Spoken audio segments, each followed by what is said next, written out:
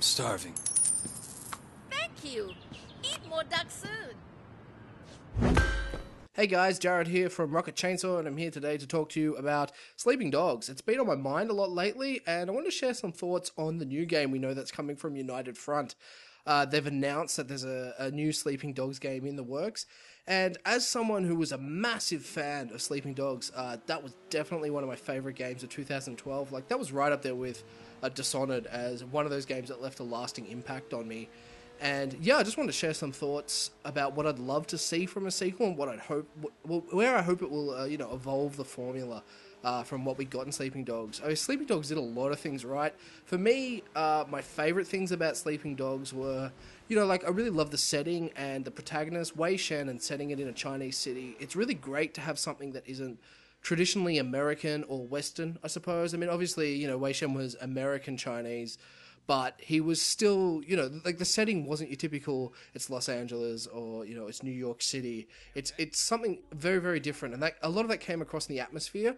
And that, that came across to the whole Hong Kong blood opera inspiration, like John Woo films. You don't get a lot of games that are inspired by these kind of balls to the walls, tons of action, blockbusters with blood and guts and explosions. And, I was a big fan of that kind of cinema. It was so awesome to see a game heavily draw from that type of cinematic experience.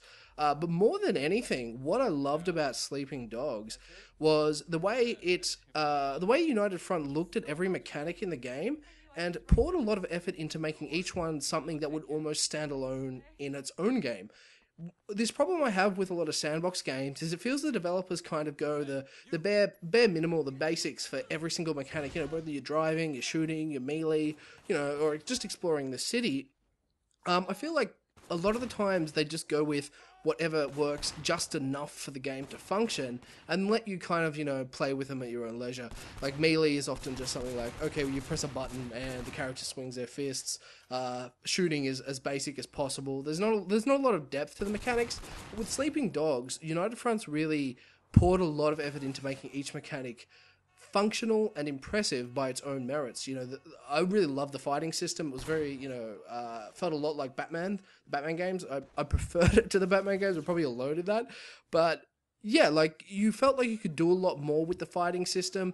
And even the shooting, you could do a bit more with the shooting. But even that sort of felt like you could do more than your average sandbox game. I really love the way that they integrated the mechanics together as well. Like, a lot of sandbox games compartmentalize each of the functions. Like, 1 minute you're driving, the next minute you're shooting, then you're doing melee or whatever. And each of these mechanics kind of operates in this enclosed little environment. Like, you can really see the way that the designers have compartmentalized every mechanic as its own kind of function. United Front not only expanded on the mechanics, but you really tried to mix them together. Like in Melee, for example, if you drag a character up against a car, you could slam their head in the door, and that same car is something that you could get in and drive off in. And even when you're in the car, you lean out the window with your Uzi, with your machine gun, whatever, and enter slow-mo and shoot at other cars and passengers and that sort of thing.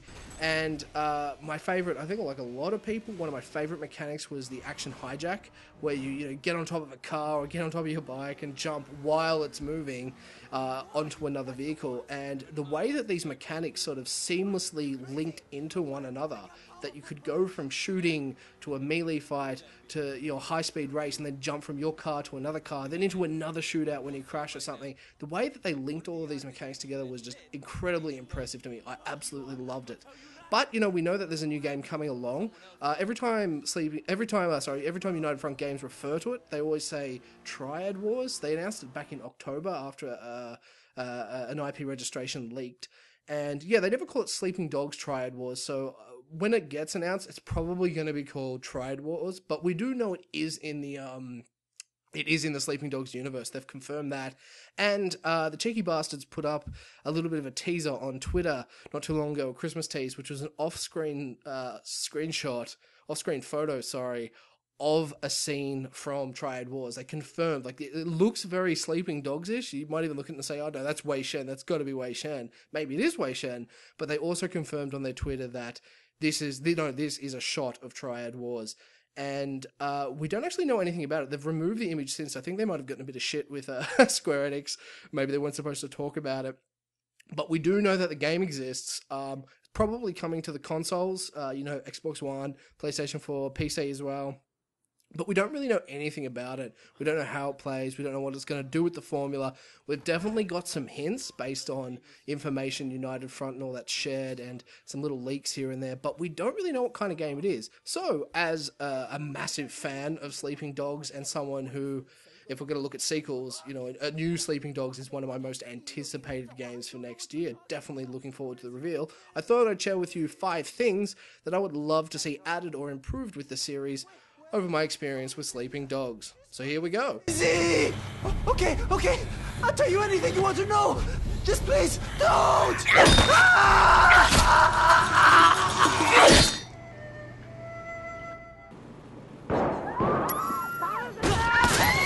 Back off! I'll kill you! Starting off the list, and at number 5, I've got improved weapon systems. I actually really like the combat in Sleeping Dogs. I love the easy snap to cover system, and I really love the way the slow motion system was integrated into the weapon play. How you could dive over cover, get a headshot, and that would extend how long you would remain in bullet time. It looked really good, and was the player feedback was really satisfying. You felt like a total badass. But I think compared to a lot of the other systems in the game, the weapon play probably didn't get as much attention. It was all still very simple, very effective and very well rounded, but still very simple compared to stuff like the melee or the action hijacking. There's probably a little bit more they could do with it. I definitely would love to see akimbo guns make an appearance. As far as I'm concerned, you're not playing true homage to Hong Kong blood operas or John Woo films unless I'm diving over a desk with 2 pistols in hands and letting rip. Maybe some gun customization. I'm not sure that would actually work, but I'm not exactly sure what they could do, but I definitely think something more needs to be done with the gun combat to keep it that little bit more interesting than it already was. Andrew? What are you doing here? Where's Raymond? This is something I wanted to handle personally, Wei. At number 4, I've got more cop stuff. I really like the cop stuff in Sleeping Dogs. I love the way that the story tried to balance this idea of you being a triad, mafia gangster guy, and also being a police officer, and finding that middle ground, especially for a character like Wei Shen, it made it really interesting. And the cop missions themselves were really cool, how they were kind of incrementally built. So you would start off with an investigation, and then it would expand into more missions, and eventually you would catch the culprit. But I also felt like Sleeping Dogs probably focused not exclusively, but very heavily on the crime side of things as opposed to the cop stuff. I would really like the next game, given the name Triad Wars, it's probably not going to find a balance, but I really would like the next game to kind of blend those ideas in a heavier way, so you were doing more cop stuff, or maybe that the story reflected your cop persona in a heavier way. Like, you never really got caught in Sleeping Dogs, and not until the end anyway. But yeah, like, I'd love to see more cop stuff, more cop style missions, just like we'd see heaps of criminal missions. At number 3, for Triad Wars, I would like to see more stuff to do in the city. I really like Sleeping Dog City. It felt really alive to me and really well realized. And I did like the way it tried to kind of draw you into doing all these little tiny side quests, like the random quests that would pop up, or trying to discover little secrets, unlock cameras and that kind of thing hidden around the city.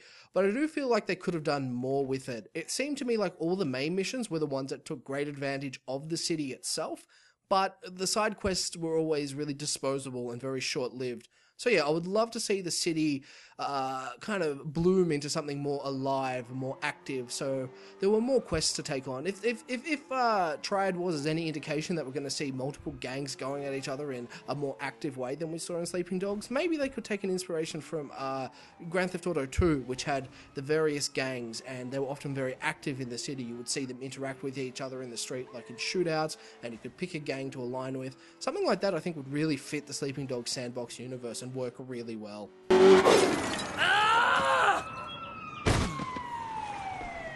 At number 2, I've got longer, diverse mission structures. To me, Sleeping Dogs was always at its best, or the missions anyway, were always at their best when you were doing a lot of things over a long period of time. My favourite missions were the ones that would start off with you just visiting a location and talking to someone, and then it might escalate into a shootout and a fist fight, and then you would get in this awesome car chase, and then you'd have to leap from your car to another person's car to steal it, and the car chase would continue, then you'd have to drive that character somewhere and do something, and so on. The shorter missions, I get the games need them to kind of break up the pacing, but those longer missions really showed how well integrated those mechanics could be, especially, you know, going back earlier, talking about how, you know, each mechanic seamlessly weaves into another mechanic and how it all kind of comes together. Those missions really showed off the potential that Sleeping Dogs has, and I would love to see long mission chains that have you doing all sorts of crazy things across a long period of time with an amazing climax at the end.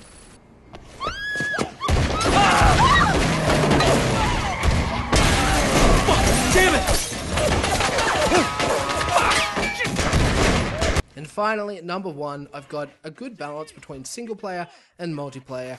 You might be thinking how terrible it would be if Sleeping Dogs had a multiplayer because it was such an awesome single player game, but we need to be realistic. Triad Wars is going to have multiplayer. The reason we know this is because United Front Games has advertised for multiple multiplayer programmers. Square Enix has talked about how if they ever make a sandbox game again, and we know they are because Triad Wars is coming, that odds are it would have heavy multiplayer integration. Triad Wars is going to have multiplayer. Let's just, you know, accept that now. What I want to see is a balance between single player content and multiplayer content. I actually think a whole sandbox John Woo style film game would work pretty damn well. It would be awesome to get into groups and go on these amazing shootout fights and driving missions together. It would work wonderfully, but it needs to find that balance between offering something for people who want to play it alone and those who actually want to play with other people. Sleeping Dogs really nailed that whole single player concept, and it would be a shame to lose all of that in a multiplayer environment. So there you have it, 5 things I would love to see in Sleeping Dogs 2. Sleeping Dogs Triad Wars, whatever the bloody hell it's called. Again, I am so excited to hear more about this game. I love what United Front Games did with the original Sleeping Dogs. If you check out my Steam profile, I've got something like 75 hours on it, like a completely ridiculous amount of time. It's one of like 2, 3, or maybe 4 at the most. I think I've even got 4 games on Steam where I have all the achievements. I don't even have, you know, a game with all trophies on my PlayStation systems. This is one of the few games where I did literally everything the game had to offer. I've got all the DLC. I've played all the DLC. I've got all those, you know, the stupid costume packs and everything, which, you know, it's obvious Square Enix were doing a bit of nickel and diming there, but I bought it all because I really wanted to support the company and the game and show that there's people out there who want more of this kind of stuff. So yeah, I'm so excited. There's 5 things that I'd love to see improved in the next game. We all know it's going to have multiplayer. Let's hope they nail it. If United Front, if you guys are listening to this, you know, I can't wait. Send me all the exclusive content you can because I just can't wait anymore. But yeah, you know, we should hear more about Sleeping Dogs Triad Wars in 2014. The guys have said on Twitter, even though they've removed that image, they've said on Twitter that we will hear more about it in the new year. We might have to wait until E3 maybe. Hopefully not. New Year would be earlier, but yeah. Good luck to those guys. And I can't wait. So yeah, looking forward to it. For more news, reviews, and features just like this one, hit up www.rocketchainsaw.com.au. We've got a lot of big things coming up in the very near future. And be sure to subscribe to our Facebook, Twitter, and YouTube profiles for instant access to updates, stuff like competitions, videos like this, reviews, the works. You know it. Thanks for listening. See ya.